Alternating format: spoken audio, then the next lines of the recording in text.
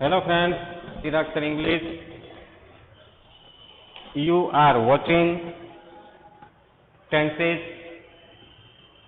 present perfect continuous tense. दोस्तों અત્યાર સુધીમાં આપણે 9 કાળ શીખા. આ 10મો ટેન્સ છે જેનું નામ છે ચાલુ પૂર્ણ વર્તમાન કાળ. આઈ હોપ કે હવે 9 ટેન્સ તમે વ્યવસ્થિત રીતે શીખેલા હશો.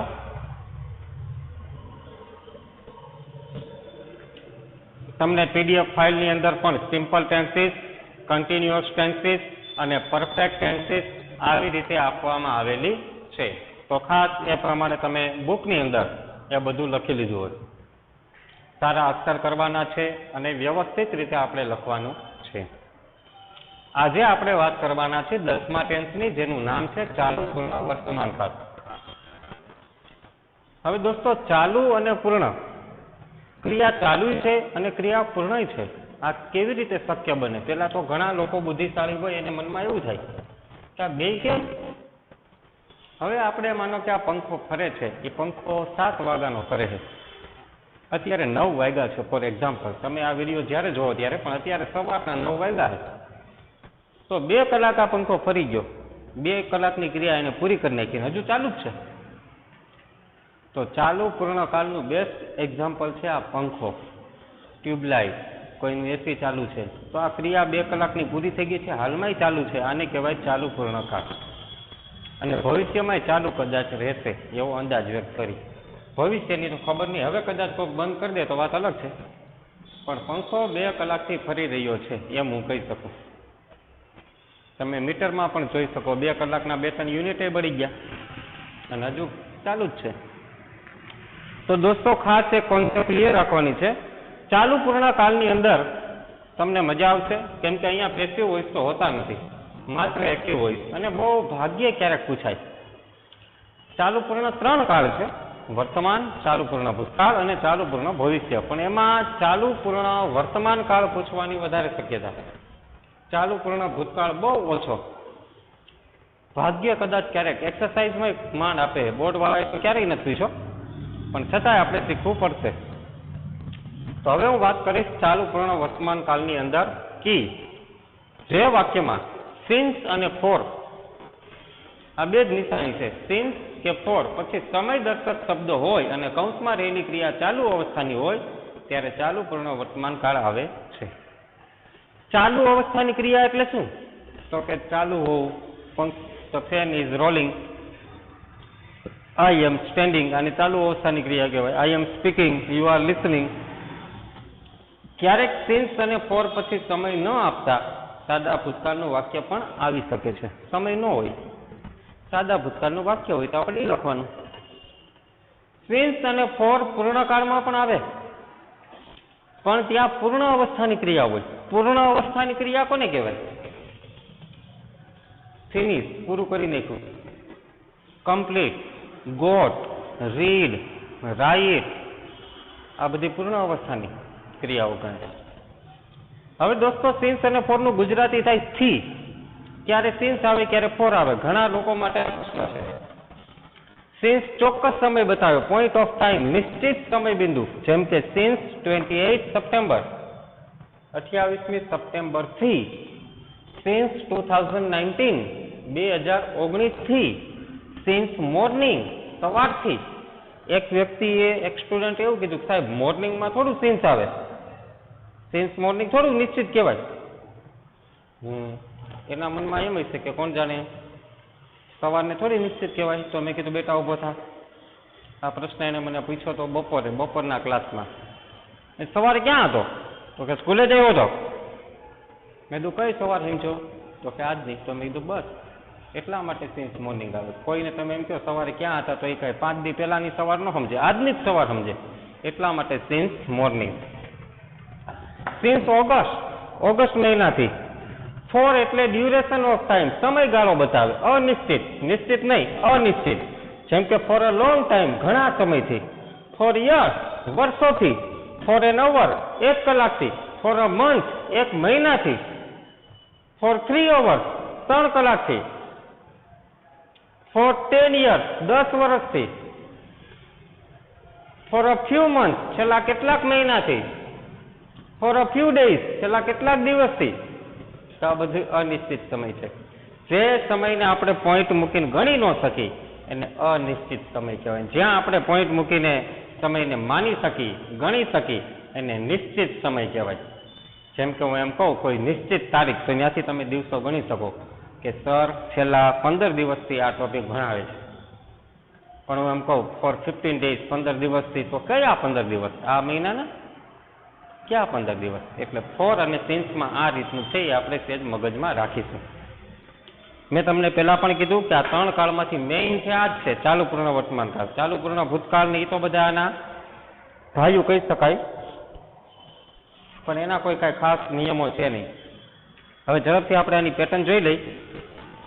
પેટર્નની અંદર શું કરશું તો કે એક્ટિવ જ છે, પેસિવ શું છે? એક્ટિવ વોઇસમાં કોણ આવે તો કે અથવા હેડ. જ્યાં પૂર્ણ નામ પડે ને ત્યાં હેવ અથવા હેડ તો હોય. પ્લસ બીન, એક વધારાનો શબ્દ. પેસિવનું બીન નથી હો, એક્ટિવનું છે, ચાલુ પૂર્ણકાળનું. Plus V1 plus ING. આ એક્ટિવ વોઇસની વાક્ય રચના છે, ખાસ યાદ રાખજો. આ બીન આવે એ પૂર્ણકાળના પેસિવમાં, આ બીન અલગ, ઈ બીન એ અલગ. Passive is not into passive. Passive વોઇસમાં ચેન્જ થતું નથી, એટલે માત્ર આપણે એક્ટિવ વોઇસની વાક્ય રચના રાખી.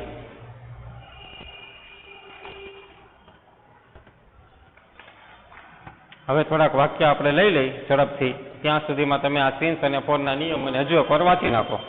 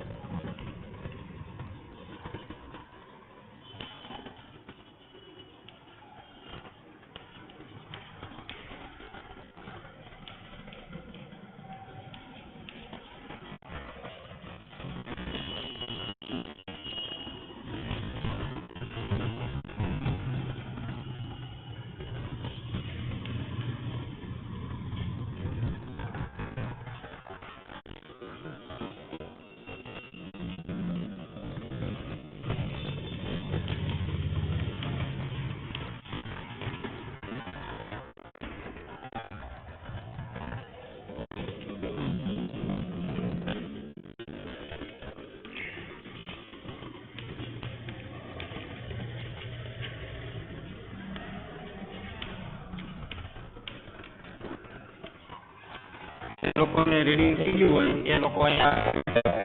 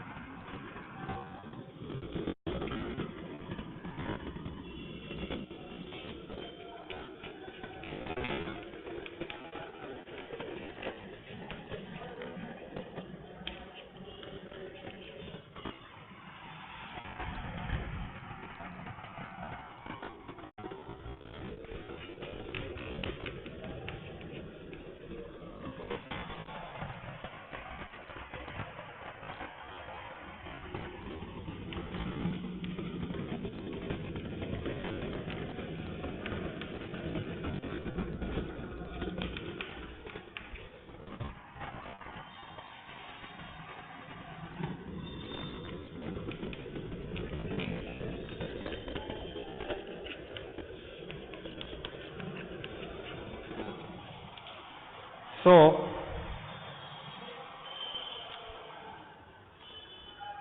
આટલા વાક્ય તો ઘણા છે. આમાં એક જ સરખા નિયમ છે, પેસિવ વોઇસ છે નહીં. દરેકમાં જવાબમાં કાં તો હેવ બીન કાં તો હેઝ બીન. હવે આપણને ખાલી એટલી ખબર પડતી હોય કે કોને એક વચન કહેવાય એમાં હેઝ આવે, કોને બહુવચન કહેવાય એમાં હેવ આવે. તો પેલું વાક્ય છે મિત્રો, તે ખાલી જગ્યા in a queue for an hour. Queue એટલે લાઈનમાં, કતારમાં. તેઓ 1 કલાકથી લાઈનમાં ઊભા છે. આપણે શું લેવું પડે? હેવ અથવા હેઝ સાથે બીન. તે સાથે હેવ સાથે બીન. તે હેવ બીન સ્ટેન્ડિંગ. ફિનિશ. તેઓ 1 કલાકથી લાઈનમાં ઊભા છે. પૂરું. Have been standing. 3 શબ્દ આવે, હેવ અથવા હેઝ, બીન અને આઈએનજી. આ ભૂલવાનું નથી. યોર પેરેન્ટ્સ ખાલી જગ્યા for you for half an hour wait. Parents બહુવચન છે. Have been waiting. તમારા મમ્મી પપ્પા અડધા કલાકથી તમારી રાહ જોઈ રહ્યા છે. હવે જાઓ, મળ્યા હોય ને. માય સ્ટુડન્ટ ખાલી જગ્યા since morning. Student have been reading. એટલું તેનું છે. જુઓ, very simple. Each of student. Each એટલે દરેક. દરેક વિદ્યાર્થીઓમાંનો દરેક વિદ્યાર્થી આ સ્કૂલમાં ઓછામાં ઓછા 6 વર્ષથી અભ્યાસ કરે છે. આ કાંઈ આજકાલના અહીંયા નથી ભણતા. અમુકને તો આ 12મું વર્ષ છે, અને એલકેજી ને એચકેજી 14મું વર્ષ છે, અને અમુક જે નવા આવ્યા એને 6 વર્ષ થઈ ગયા. 7મા ધોરણથી અહીં ભણે છે. તો હેઝ આવશે કે હેઝ આવશે, કારણ કે એક સાથે હેઝ આવે. આ સ્ટુડન્ટ ન જોવાનું, આને ખાલી ન જોવાનું, આમ જોવાનું છે કે વિદ્યાર્થીઓમાંનો દરેક વિદ્યાર્થી આ સ્કૂલમાં 6 વર્ષ ભણે છે. સ્ટડી. આ ખાલી જગ્યા હિયર સિન્સ તે કેમ ટુ લીવ હિયર. જો નિયમ પ્રમાણે કે ક્યારેક સિન્સ ફોર પછી સમય ન હોય તો સાદા ભૂતકાળનું વાક્ય હોય. તો અહીંયા જો સાદા ભૂતકાળનું વાક્ય. જ્યારથી એ લોકો અહીં રહેવા આવ્યા ને ત્યારથી હું અહીંયા કામ કરું છું. એ તો કાલ સવારે અહીં રહેવા આવ્યા. I have been working.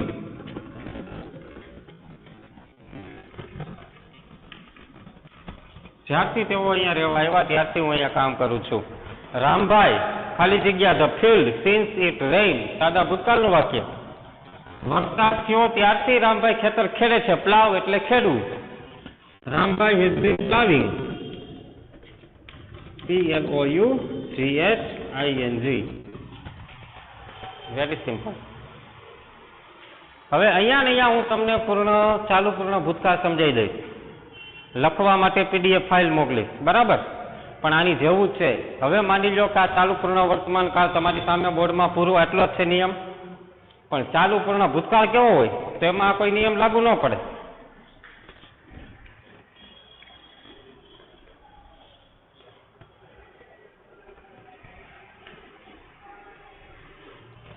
એમાં આ કોઈ નિયમ અહીંયા સુધી ન લાગુ પડશે નહીં.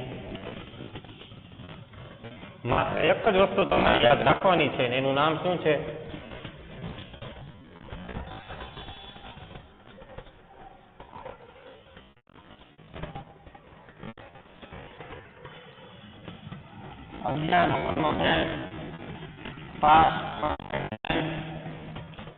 ચાલુ પૂર્ણ વર્તમાનની જગ્યાએ ભૂતકાળ. એની અંદર શું? જ્યારે સમગ્ર ઘટના ભૂતકાળની માલુમ થાય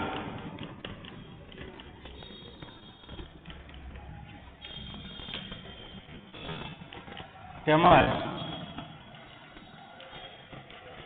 ટેન્સ અને ફોર દ્વારા સમય દર્શાવેલ હોય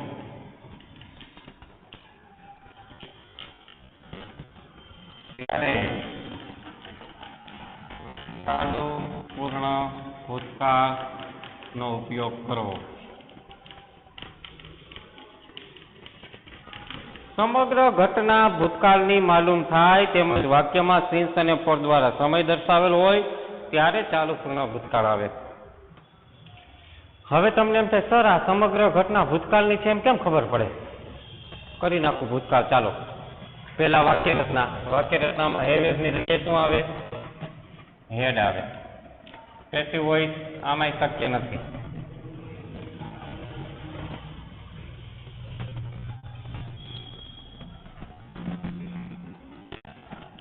ઇઝ નોટ પોસિબલ. ખાલી અલગ શબ્દ લીધા હો, બીજું કઈ નથી કર્યું. અહીંયા પણ પેસિવ વોઇસ શક્ય નથી. હવે હું ભૂતકાળનો સમય કરી નાખું. For an hour yesterday. અહીંયા યસ્ટરડે લખી નાખ્યું. ગઈકાલે 1 કલાકથી they have been standing in a queue for an hour yesterday.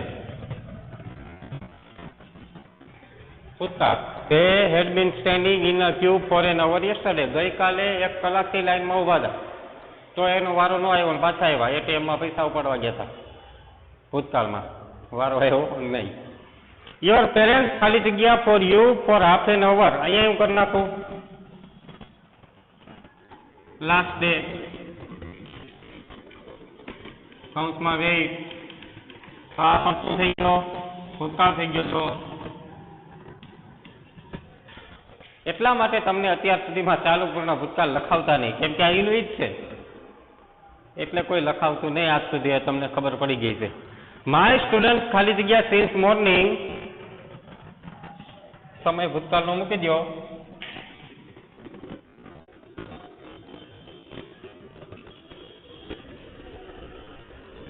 Day before yesterday.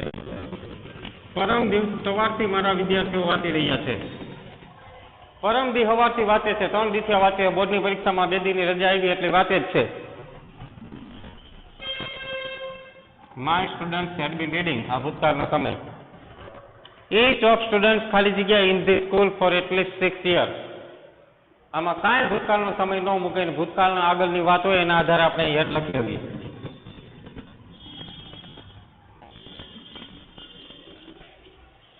એ સ્કૂલમાં તો બધા વિદ્યાર્થી 6 વર્ષથી ભણતા હતા, આમ કહેવાનું.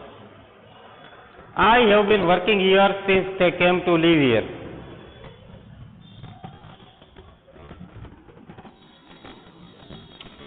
આ વાક્ય ભૂતકાળમાં ફરશે નહીં.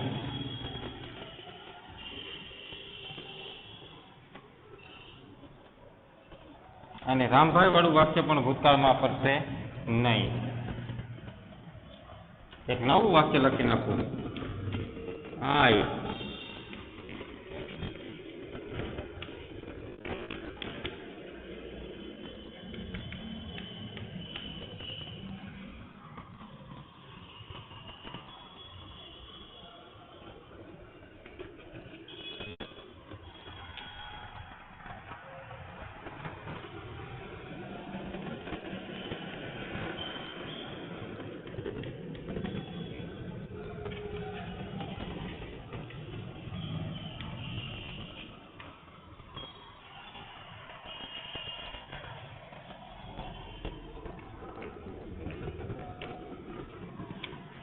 I had been making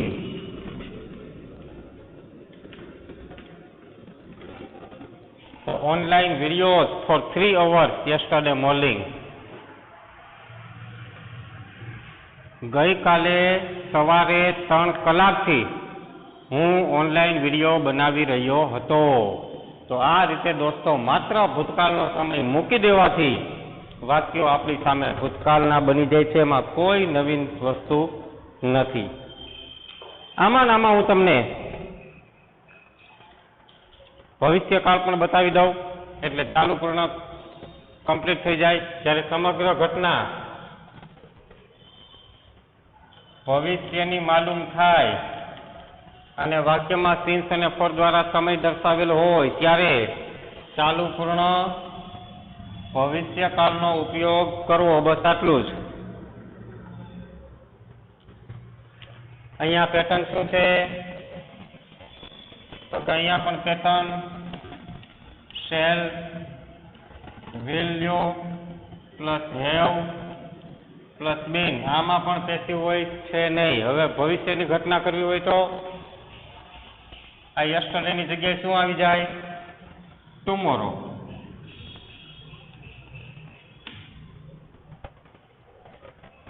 અહીંયા હેડની જગ્યાએ શું આવી જાય? They will have. They will have been standing in a queue for an hour tomorrow. તેઓ આવતીકાલે 1 કલાકથી લાઈનમાં ઊભા હશે. આવું વાક્ય બને. એટલા માટે આ કાલના ઉપયોગ બહુ ઓછા છે. આમાં your parents will have been waiting for you for half an hour tomorrow.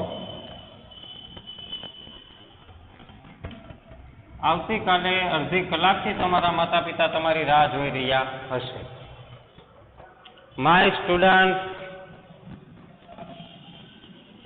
will have been reading since morning tomorrow. આવતીકાલે સવારથી મારા વિદ્યાર્થીઓ વાંચી રહ્યા હશે. Each of students will have been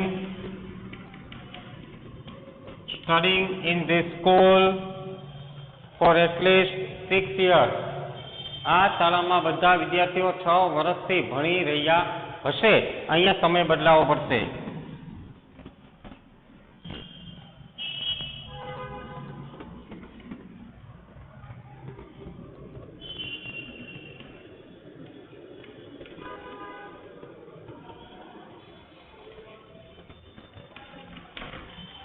દરેક વિદ્યાર્થી 2021 થી એટલે કે આવનારા સમયથી આ સ્કૂલમાં ભણી રહ્યા હશે. તો આ પ્રકારના વાક્યો છે મિત્રો, એ આમાં પૂછાય. હવે આવતીકાલે સવારથી હું વિડીયો બનાવી રહ્યો હોઈશ. I shall have been making the online videos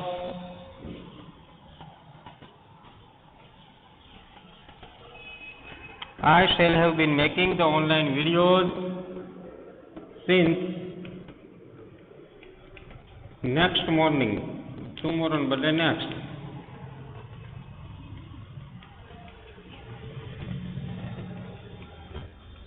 તો જો વિદ્યાર્થી મિત્રો કેટલું સહેલું છે. ખાલી ચાલુ પૂર્ણ વર્તમાન કાળ આવડે તો ચાલુ પૂર્ણ ભૂતકાળ આવડે ને ચાલુ પૂર્ણ ભવિષ્ય આવડે. તમારે લોકોને કોઈ વાક્યો બનાવવાના નથી, તમારે તો આન્સર આપવાના. હવે તો ક્યાં આપણે વર્ક ફોર્મ પૂછે છે. માત્ર ને માત્ર જ્યાં જ્યાં જરૂર પડે ટેન્સની ત્યાં એનો તમારે ઉપયોગ કરવાનો છે. જેમ કે કમ્પ્લીટ ધ સેન્ટેન્સમાં જરૂર પડે, એસે રાઇટિંગમાં જરૂર પડે, ઈમેલ એપ્લિકેશનમાં પડે, 1 માર્કના પ્રશ્નના જવાબ દેવામાં ટેન્સની જરૂર પડે, એટલી જ આપણે માહિતી રાખવાની છે. તમને બધા જ ટેન્સ પાવરફુલ રીતે યાદ રહી જાય એના માટે એક સરસ મજાનો નેક્સ્ટ પ્લાન છે આપણી પાસે. એને આપણે ફોલો કરશું. પણ એ પહેલાં તમારે આ 12 કાળ ખૂબ જ સારી રીતે બુકની અંદર લખી નાખવાના છે. કોઈ એમાં કાંઈ મહેરબાની કરીને આળસ કરશે નહીં. કોઈએ આળસ કરવાની નથી. કદાચ વિડીયો મારો સ્ટોપ થઈ જાય તો અહીંયા આ ટોપિક પૂરો થાય છે. આ ટોપિકમાં આપણે શીખ્યા ચાલુ પૂર્ણ વર્તમાન, 10મો કાળ, ચાલુ પૂર્ણ ભૂતકાળ, 11મો કાળ અને ચાલુ પૂર્ણ ભવિષ્ય. આમ તો ચાલુ પૂર્ણ વર્તમાન કાળ એક જ શીખવાડે, પછી એમ કહી દે કે ભૂતકાળમાં ક્રિયા હોય તો ચાલુ પૂર્ણ ભૂતકાળ વાપરવો અને ભવિષ્યમાં ક્રિયા હોય તો ચાલુ પૂર્ણ ભવિષ્ય વાપરવો. નિયમો ચાલુ પૂર્ણ વર્તમાન કાળના જ લાગુ પડે. બધામાં સિન્સ અને ફોર આવે કોમન. તો આટલી વસ્તુ આજે આપણે આ વિડીયોની અંદર જોયું. હવે નેક્સ્ટ વિડીયોમાં આપણો પ્લાન છે ખૂબ સારી રીતે પાવરફુલ રીતે આપણે ટેન્સ કમ્પ્લીટ કરીશું. અને ખાસ તમને પણ એમાં બહુ મજા આવશે. પણ તમારે લોકોને શું કામ આપ્યું છે? બુકની અંદર બધા ટેન્સ વ્યવસ્થિત ઉતારી લેવા, ભૂલવું નહીં. All the best.